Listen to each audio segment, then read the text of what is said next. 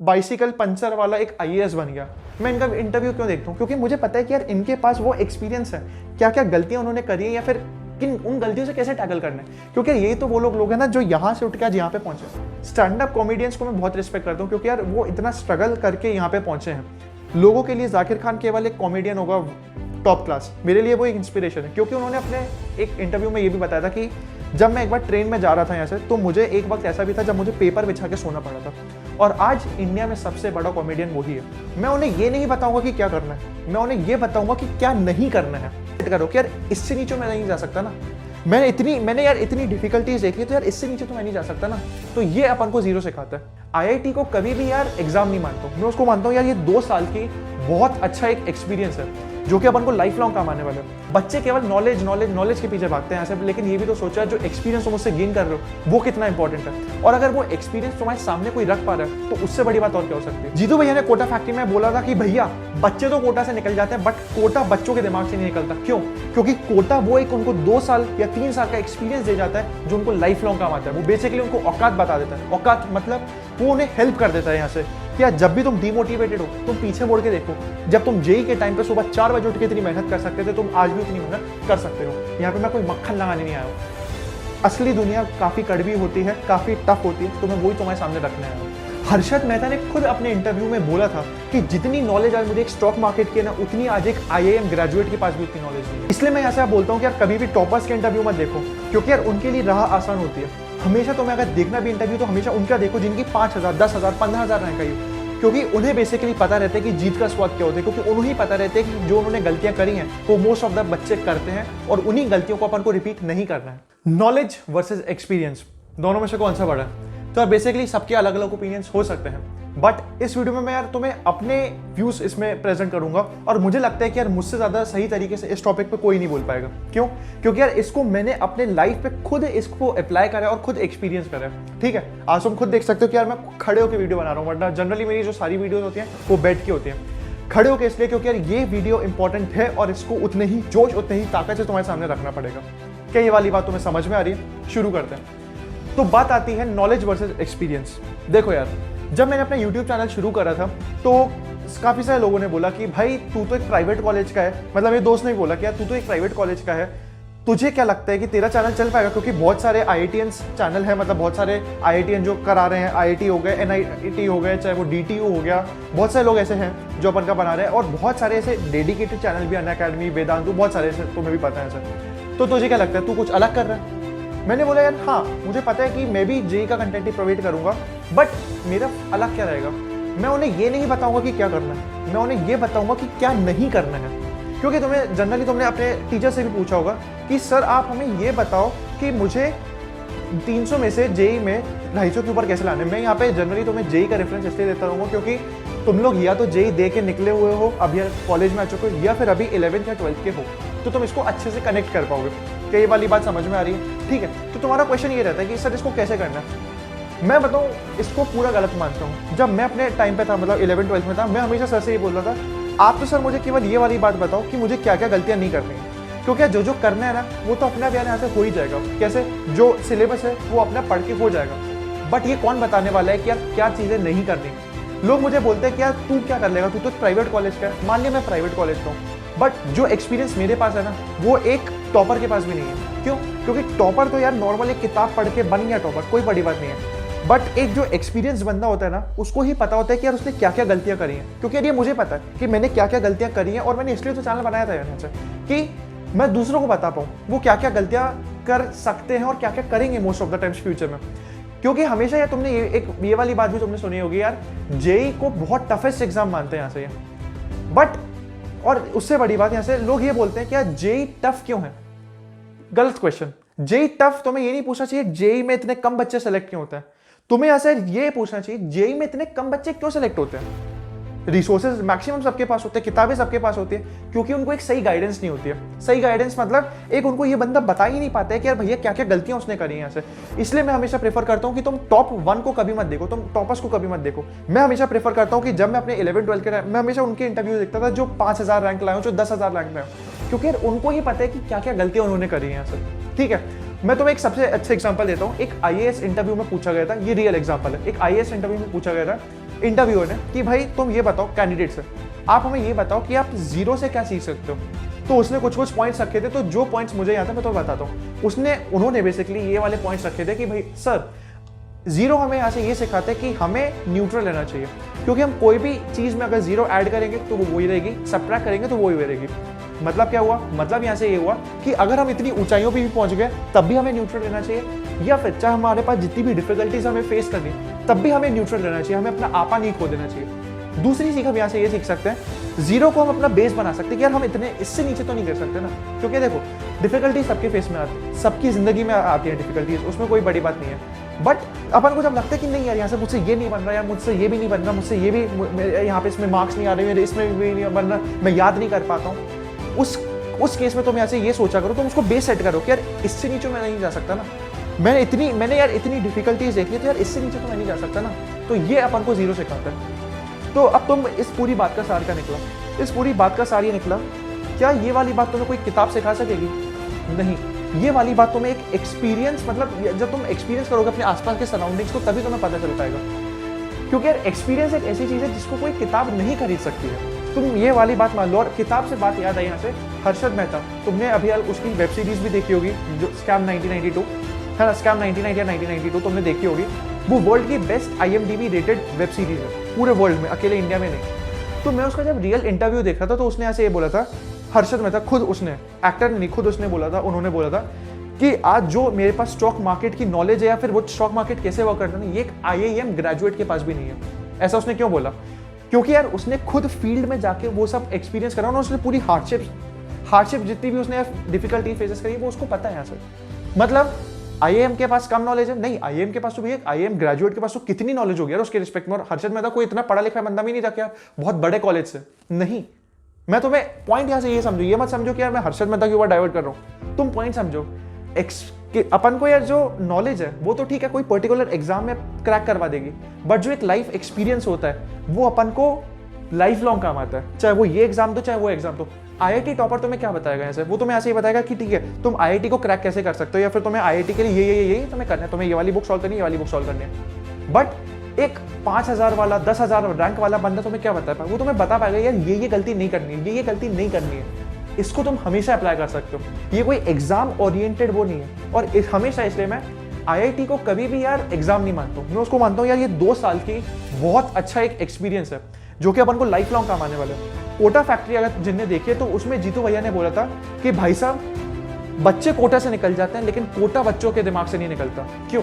क्योंकि कोटा एक एक्सपीरियंस दे जाता है, और वो जो एक्सपीरियंस है ना वो इतनी सारी चीजें सिखा जाता है, वो तुम्हें डिसिप्लिन बना देता है, और सबसे बड़ी बात वो तुम्हारी औकात दिखा देता है। औकात मतलब औकात वो यार इसलिए बताते थे, वो तुम्हें बता दे कि तुम इतनी मेहनत कर सकते हो, तुम्हें बार बार याद दिलाता रहेगा। जब भी मैं अपने जैसे लाइफ में यार जैसे डिमोटिवेटेड लगता हूँ, जब मुझे लगता है कि यार नहीं यार मैं पढ़ नहीं पा रहा हूँ या मेरा मन नहीं लगता, तो मैं ये सोचता हूँ जेई के वक्त जब मैं सुबह 4 बजे उठ के पढ़ सकता था तो मैं आज भी तो वही कर सकता हूँ ना। जब मैंने उस वक्त कर लिया था तो तुम्हें IIT वाली प्रिपरेशन ये वाली चीज याद दिलाती है। बच्चे केवल नॉलेज के पीछे भागते हैं यहाँ से, लेकिन ये भी तो सोचा जो एक्सपीरियंस तुम उससे गेन कर रहे हो वो कितना इंपॉर्टेंट है। और अगर वो एक्सपीरियंस तुम्हारे सामने कोई रख पा रहा है तो उससे बड़ी बात और क्या हो सकती है। ये तुम्हें कोई भी बता देगा ये मैं क्या यहाँ सर, कितने सारे मैं यूट्यूबर्स को देखता हूँ, मुंह पे बोल रहा हूँ, कितने सारे यूट्यूबर केवल तुम्हें बताते रहेंगे तुम्हें ये मार्क्स लाने तुम ये करो, तुम्हें ये मार्क्स लाने तुम ये करो।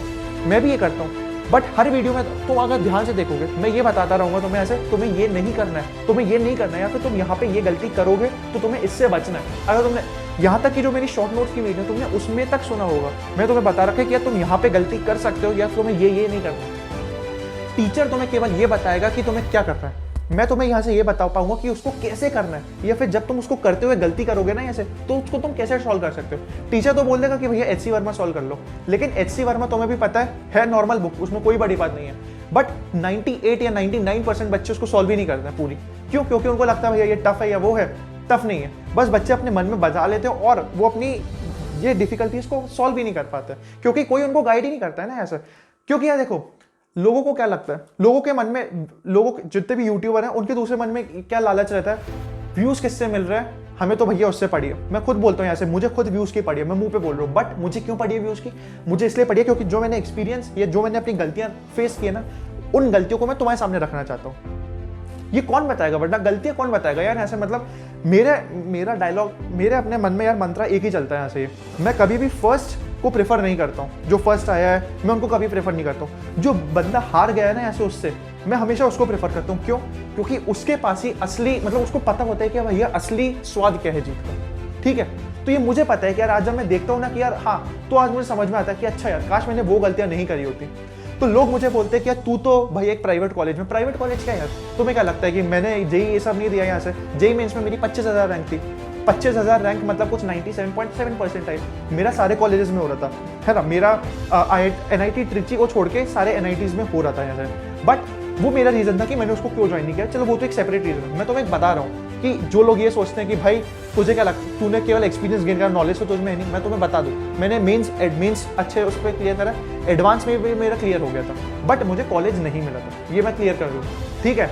तो ऐसा नहीं है कि मुझ में नॉलेज नहीं है, नॉलेज मुझ में है, बट एक्सपीरियंस उससे ज़्यादा है। ठीक है, तो यार एक्सपीरियंस एक पता नहीं यार, मतलब मेरे लिए तो सबसे बड़ी चीज़ है। सबसे अच्छी एग्जाम्पल मैं तुम्हें बताता हूँ, मेरे खुद के मामा, तो वो पढ़े लिखे नहीं इतने, मैं साफ बताता हूँ, वो इतने पढ़े लिखे नहीं है। बट जनरल नॉलेज अगर आप उसमें देखें, जनरल नॉलेज मतलब IAS वाले नॉलेज नहीं, IAS के क्वेश्चंस वो वाले नहीं। जनरल मतलब जो अपन के समाज में क्या चल रहा है, अपन की क्या क्या वर्किंग होती है, ये सिस्टम कैसे वर्क करता है, या अगर अपन कहीं भी कोई भी मतलब लाइफ रिलेटेड अपन कोई प्रॉब्लम कर रहे हो उसको कैसे सॉल्व करना है, ऐसे उनसे अच्छा कोई नहीं जानता। हमारे खानदान में इंजीनियर्स भी हैं, डॉक्टर्स भी हैं। डॉक्टर इतने बड़े बड़े कि उनकी फैक्ट्रियाँ चल रही हैं बड़ी बड़ी करोड़ों की, बट उनसे ज़्यादा नॉलेज किसी में नहीं है। क्यों?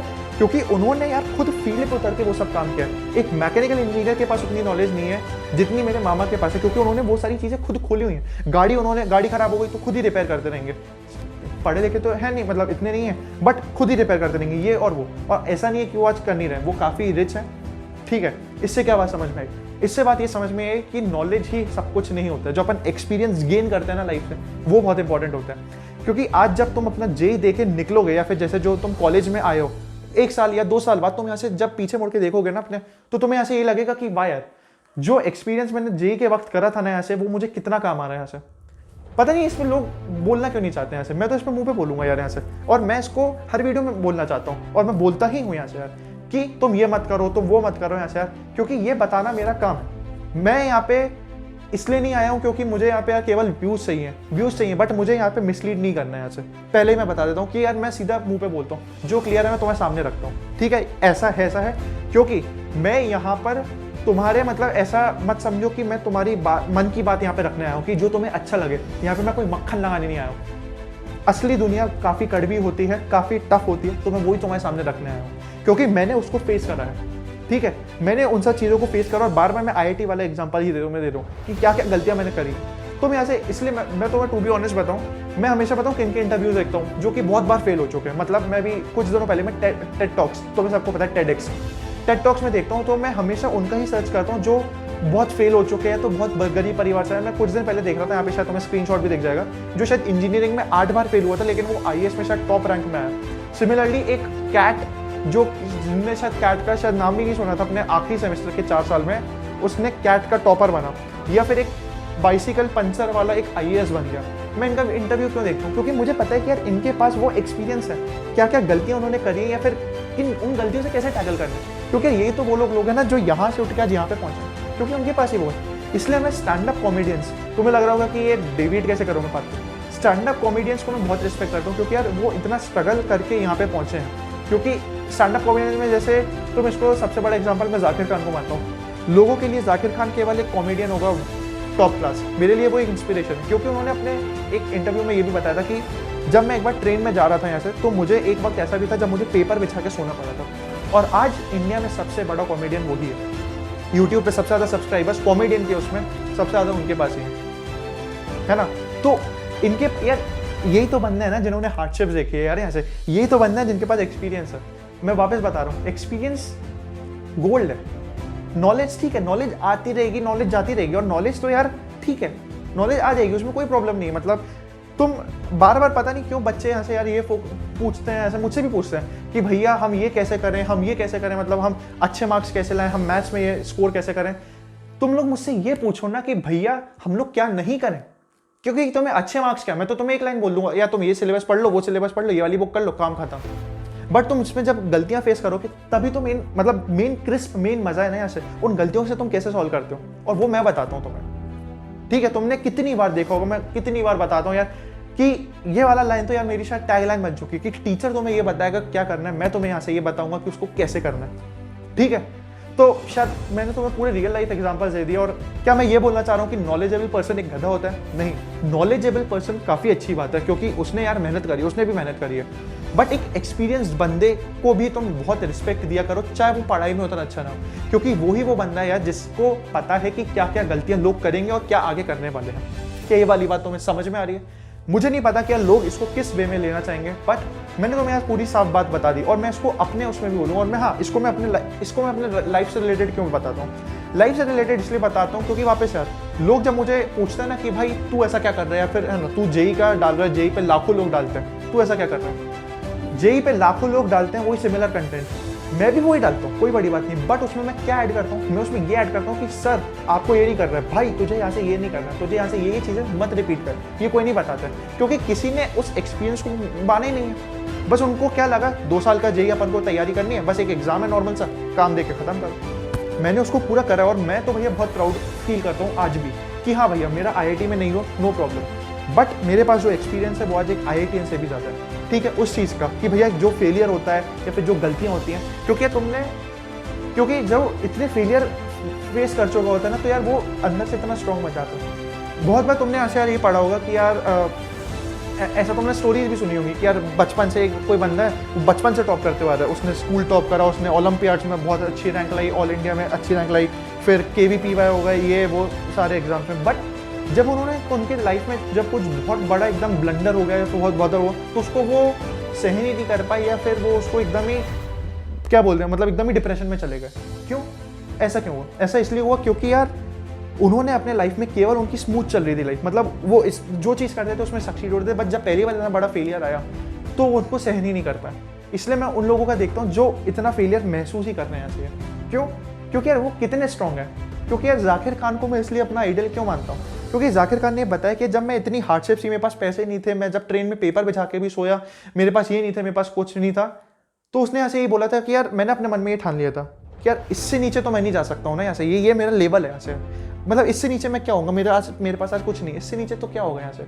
तो वो जो एक्सपीरियंस है ना यहाँ से जो उसने गेन करा, मुझे नहीं लगता कि यार वो कोई नॉलेज सिखा पाएगी। ठीक है, सो आई गेस वीडियो तुम लोग को अच्छी लगी होगी, शायद वीडियो लंबी होगी, मुझे नहीं पता कितनी लंबी होने वाली है, बट अगर तुम लोग को वीडियो अच्छी लगी और उससे बड़ी बात अगर तुम अग्री करते हो मेरे पॉइंट्स पे तो ज़रूर नीचे कमेंट करके बताना, और हो सके तो शेयर करना, क्योंकि यार ये कोई पढ़ाई वाली वीडियो नहीं थी जिसको तुम नॉर्मल स्किप कर दो ऐसे, क्योंकि ये एक लाइफ लॉन्ग लेसन है जिसको तुम्हें लेना चाहिए, और जितनी जल्दी तुम इसको इम्प्लीमेंट करो वो ज़्यादा ठीक रहेगा। क्या ये वाली बात समझ में आ रही है? So that's all from this video, bye.